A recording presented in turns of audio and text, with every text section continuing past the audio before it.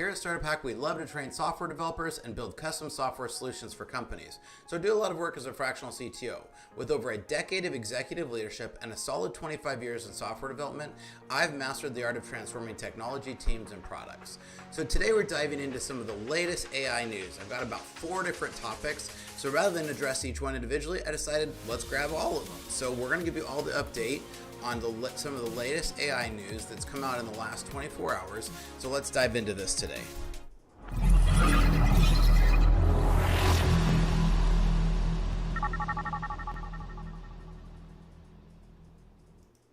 All right, so let's dive into our topic today. So the very first thing is that Microsoft has released its new version of Phi 3.5.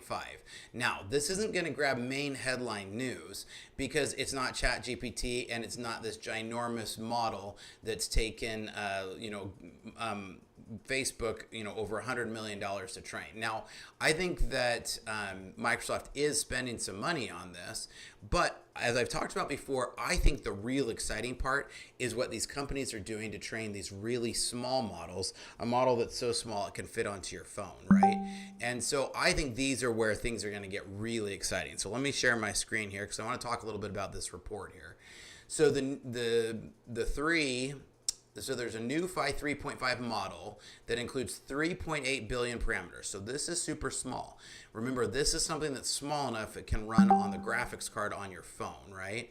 So the Phi 3.5, it's got a lot to spit out, mini instruction, and it has 4.41 billion parameters, right? So there's a bigger one here, but the 3.5 and this 4 billion parameters means it's small enough that it could fit onto your phone or onto some embedded things. So all 3 of the models are available for developers on Hugging Faces and as well as other open source. Now, this is amazing, and there's a lot of work being put into these sub 4 billion parameters because a lot of companies are using these to try to really work to drive forward so that it can really work. So this allows you to be able to run them on a server of your own, right? Rather than hosting really expensive H100s up in the cloud, you could actually run these on servers yourself, and I can show you how to do that if you ever want to hit me up. But this is following Gemini's 1.5 Flash, Meta-Llama's 3.1, and OpenAI's ChatGPT 4.0 in some cases. But the thing that's interesting about it is that this 3.5 model in specific use cases is actually beating out some of these larger models. And that's what gets really interesting about this. So this tweet here, let's go. Microsoft just released Phi 3.5 mini, and you can see there's a cult following because these are people who get it with a 1.8K context. So this is a huge context size, which means the size of the inputs or the size that it can consider. So when you think of context, kind of think of all the stuff that you're considering, right? It can also allow multilingual and it's under the MIT license, so it means anybody can grab it and use it.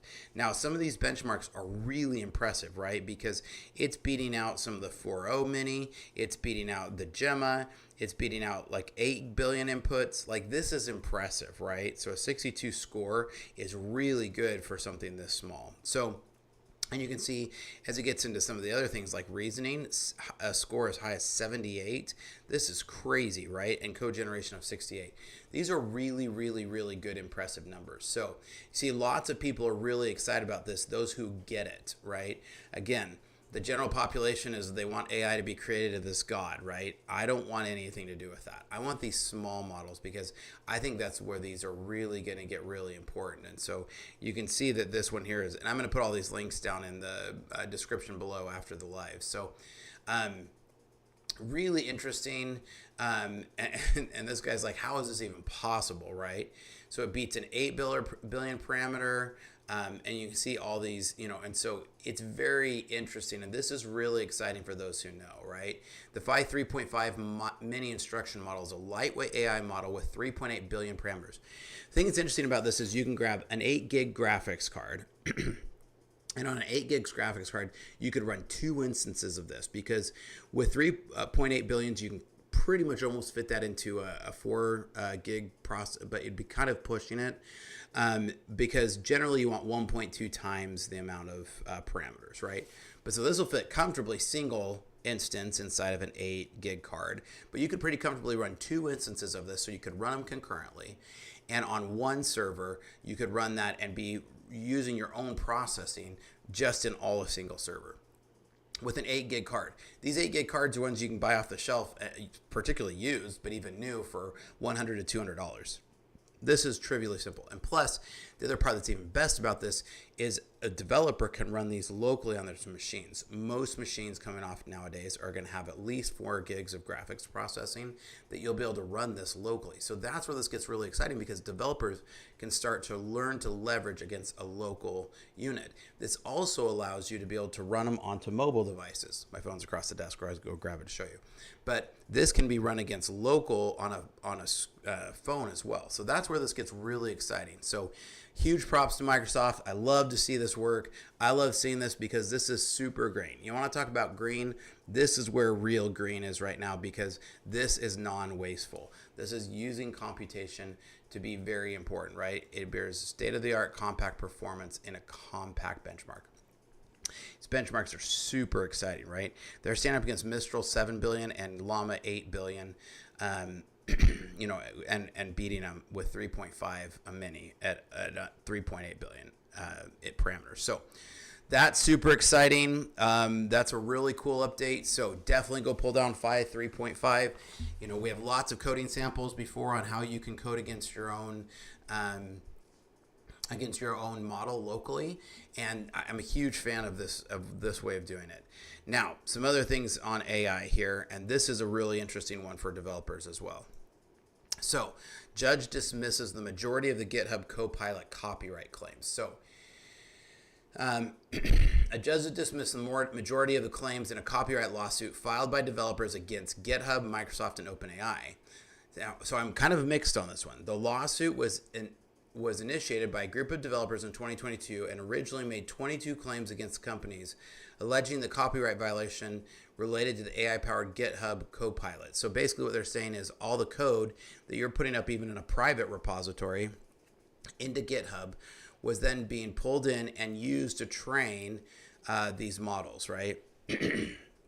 Now, it's a little tough too, because when you think about it, it's kind of the greater good, you know, the needs of the one versus the humanity. But I get this because at the same time, when we're committing code, we're expecting a layer of privacy. I don't think that layer of privacy exists in GitHub. I'm just going to say it. I've actually kind of always been skeptical ever since Microsoft bought GitHub. And again, I'm a Microsoft fan, but even still, Microsoft's a big giant corporation. And yeah, I'm sure they try to do no evil, but at the end of the day, if they're going to can make money off of something, they're a corporation, right?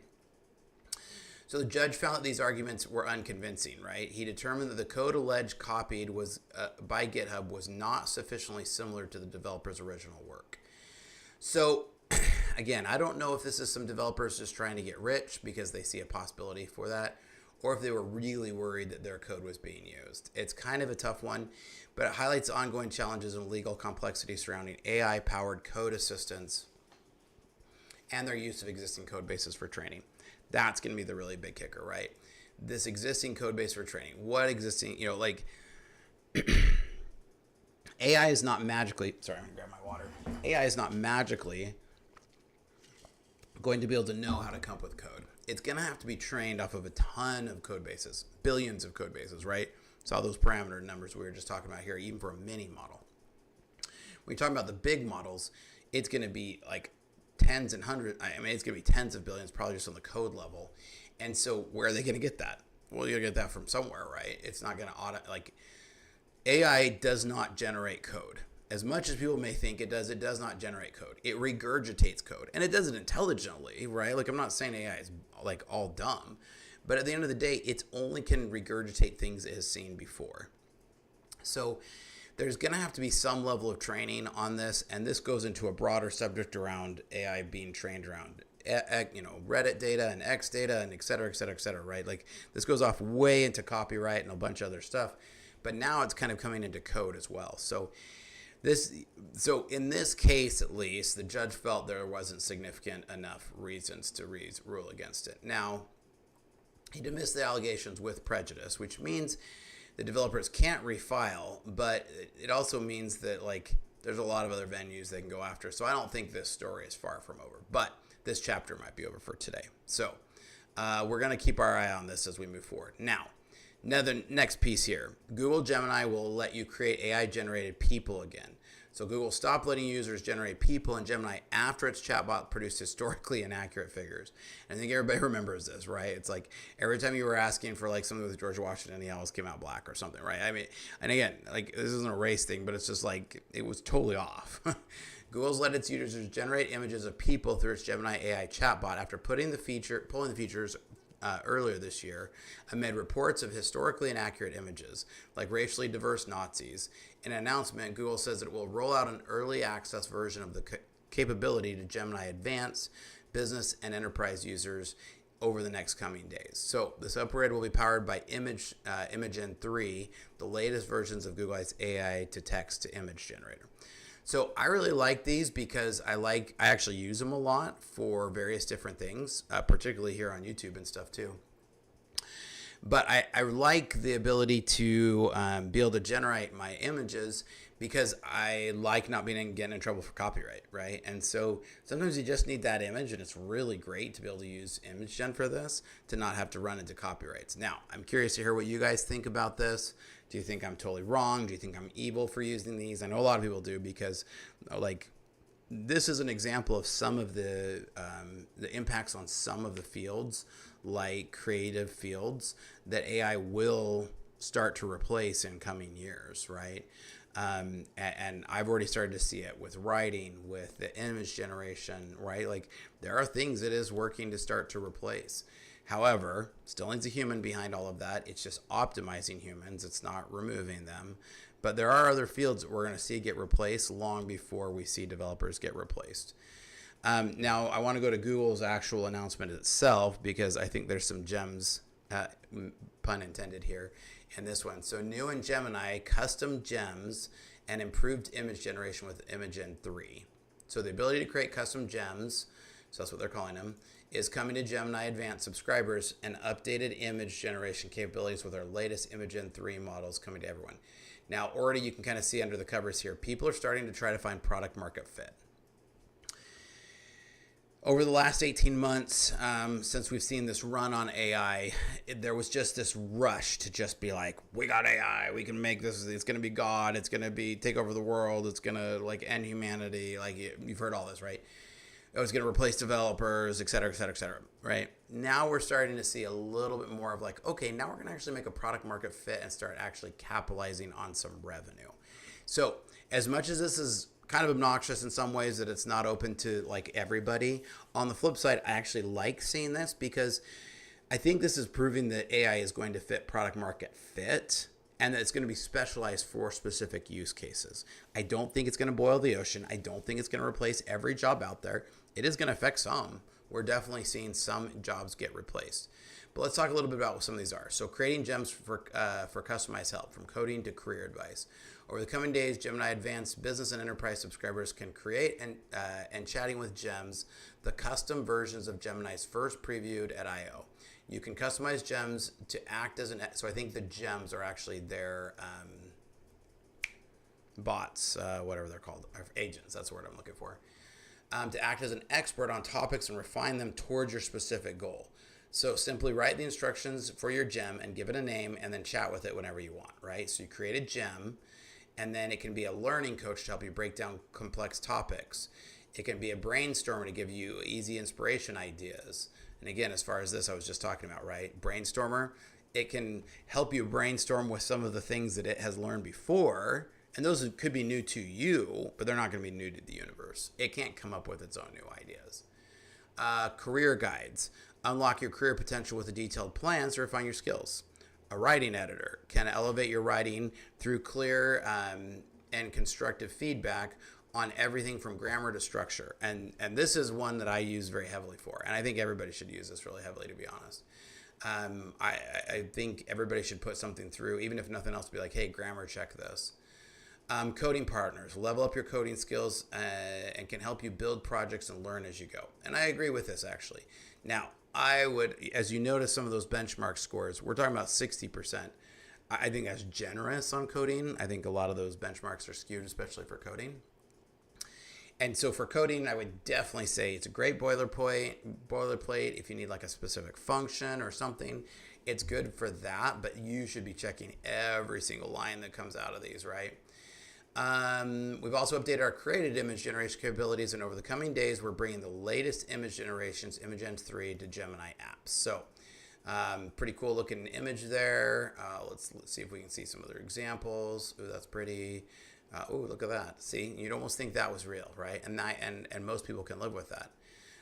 So I think these look great. Like, I'm really excited about these, right? Wow, the clarity on that is pretty amazing. And again, this is where these big computations are going to come in really handy, but I'm excited to see some of this come out of these little models, and I think it still can. And I think if you want to have a model that's running specifically for image generation, you can get it to that, and you can train to that. So, with ImageN 3, we've made significant progress. Again, they're even admitting here, and this is what I think is huge about the AI field right now. I've used this example a lot of times. I'm going to use it again. Tesla full self-driving, right? Elon Musk said, I think it was in 2020, was I think the first time he was like, by the end of the year, we're going to have full robotaxis, right? We're 4 years later, we're still at least a year away from robotaxis at best. And I love my full self-driving on my Tesla. I have a Model 3. I love it. I bought it in 2020. I've loved every minute of it. I'm not a big car guy, but I love that car, right? Because to me, it's where technology meets driving. And I love it because it drives me, right? You get on the freeway, and it really does do about a 95% job. On the surface streets, FSDs, maybe I'd give it maybe a rating of about a C+, maybe a B-, right? It's like driving with a 16-year-old who just got their license. Yeah, they can drive, but they still terrify you frequently, right? And that's, I think, what we're seeing with AI, right? People can get it to that 90% pretty quick. I think we're going to see AI hitting the 80% range over the coming 18 to 20 months. I think that's really about my prediction on where we're going to see it hit 80%. 80% doesn't replace humans, right? It will in some. And I think the customer support areas are really starting to see this. And people are trying to figure out how do they plug this in. And I think there are some routine jobs that we will see this impact. But overall, AI is not going to replace every job, and it's not going to replace developers. So this is your opportunity to really hone your skills. I tell my developers all the time, AI is not going to replace developers, but a developer who knows how to use AI might replace you. So that's really my take on it, is that AI is here. It's a great tool. If I came to a carpenter and was like, hey, there's this whole new thing that does all that, like, you would give it to this carpenter, he'd be like, heck yeah, right? So we need to make sure we're loading our tool belt with that. So here at StartupHakk, we love to train software developers. So make sure you go back and check out our previous videos, because you want to stay up to date on the latest technologies, and we have tons of free coding samples. So make sure you go and grab those and check those out. And if you haven't liked and subscribed, go do it. We'd love to train software developers in our coding boot camps, as well as provide custom coaching for folks who want to level up their skills. We also provide custom software solutions for companies who are looking for how they can integrate technology better into their systems. So we do a lot of consulting as well as contract work. So hit us up at startuphakk.com for the coding boot camp, or startuphakk.com/Spencer for the consulting work, and we'll catch you guys next time. Make sure you like and subscribe to the channel, because we bring you lots of great tutorials and tips that every developer should know. See you next time.